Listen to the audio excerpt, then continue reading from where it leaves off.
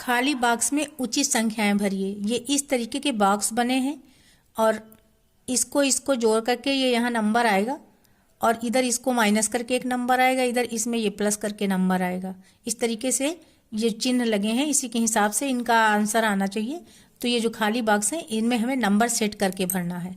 प्रश्न तो वास्तव में बहुत ईजी है, देखने में जितना ईजी है करने में भी उतना ईजी है, लेकिन अगर हम इसे तुक्के से करते हैं तो हो सकता है हमारा समय बहुत अधिक लग जाए और हम आंसर तक भी ना पहुंच पाए।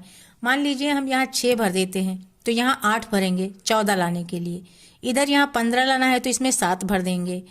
अब यहाँ 7 भरा तो यहाँ 1 भरेंगे।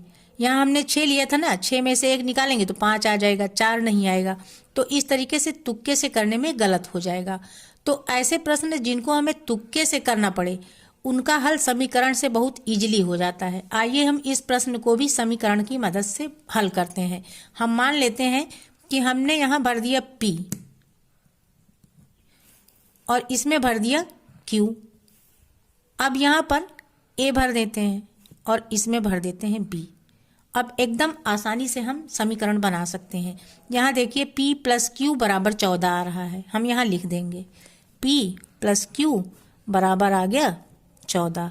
अब इधर इधर को देखें तो P माइनस A बराबर 4 आ रहा है, तो इसको भी हम लिख देंगे P माइनस A बराबर 4। अब हम चाहें तो इनको समीकरण का नंबर दे सकते हैं, इसको 1 दे दिया, इसको 2 दे दिया। अब हम आगे दूसरे साइड में हम देख लें, जैसे A और B है, इन दोनों को हम प्लस करके ले लेते हैं तो ये क्या आ जाएगा, A प्लस B बराबर 8 आ गया। इसको हम 3 नंबर दे देते हैं। अब हम इधर इधर का देखें तो Q प्लस B आ जाएगा 15, Q प्लस B आ गया 15।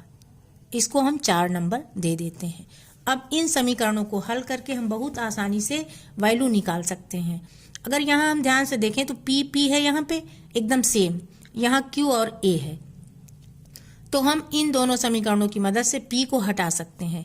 हमें करना क्या पड़ेगा, पहले और दूसरे समीकरण को घटा देना होगा। घटाने में हमें चिन्ह बदलना होता है, यहाँ माइनस हो गया, यहाँ प्लस हो गया, यहाँ भी माइनस हो गया। अब हम ऐसे जब करेंगे तो P से P कट जाएगा, यहाँ बचेगा क्या, Q प्लस A या A प्लस Q, जो चाहे हम वो लिख दें। A प्लस Q क्या आया, 14 में से 4 निकल गए तो 10 आ गया। अब हम इस साइड देखें, इस साइड यहाँ पर B सेम है, तो B को जब हमें खत्म करना होगा तो हम इधर भी माइनस ही करेंगे, साइन चेंज हो जाता है माइनस में। अब क्या हुआ, B से B कट गया, यहाँ बचा क्या, A माइनस Q। और इधर 15 बड़ा है तो 15 का ही साइन लगाएंगे माइनस, 15 में से 8 गया तो ये आ गया 7। अब हम ध्यान से देखें तो AQ में ये समीकरण है, AQ में ये समीकरण है, इन दोनों को हम हल कर लेंगे। करेंगे क्या, दोनों को ऊपर नीचे लिखेंगे। पहले तो A प्लस Q बराबर 10 है, इसी के नीचे हम लिख लेंगे A माइनस Q बराबर -7। अब हमें देखना यह है कि अगर ये अलग अलग चिन्ह है Q के तो बस जोड़ देना है, क्योंकि जोड़ने में ही ये कट जाएगा। तो जब हम इसको जोड़ेंगे तो क्या होगा, ये A और A जुड़ेगा, 2A हो जाएगा, Q खत्म हो जाएगा, 10 और 10 में से 7 निकल जाएगा तो ये बचेगा 3। तो A की वैल्यू क्या आ जाएगी, इसको 2 से भाग देंगे तो 1.5 आ जाएगी। अब A की वैल्यू हम रख सकते हैं, इस समीकरण में रख सकते हैं या इसमें रख सकते हैं। मान लीजिए हमने इस वाले समीकरण में A की वैल्यू रख दिया तो ये क्या हो जाएगा, 1.5 प्लस Q बराबर 10। अब Q की वैल्यू जब हम निकालेंगे तो 10 से 1.5 माइनस हो जाएगा तो ये आ जाएगा 8.5।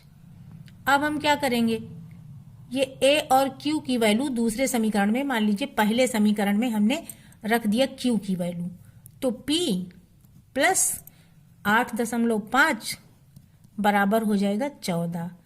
अब P की वैल्यू क्या आ जाएगी, 14 में से हम 8.5 माइनस कर देंगे तो ये आ जाएगा 5.5। अब ऐसे ही हम एक वैल्यू जो रह गई है उसको भी निकाल सकते हैं।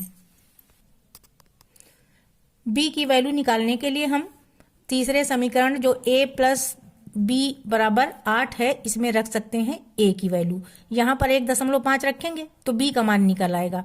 8 से हम 1.5 माइनस कर देंगे तो ये क्या आ जाएगा, 6.5। तो इस तरीके से ए की वैल्यू, बी की वैल्यू, पी की वैल्यू और क्यू की वैल्यू, सारी वैल्यूज निकल आई हैं। अब इनको हम सेट करेंगे, यही इनका सॉल्यूशन हो जाएगा।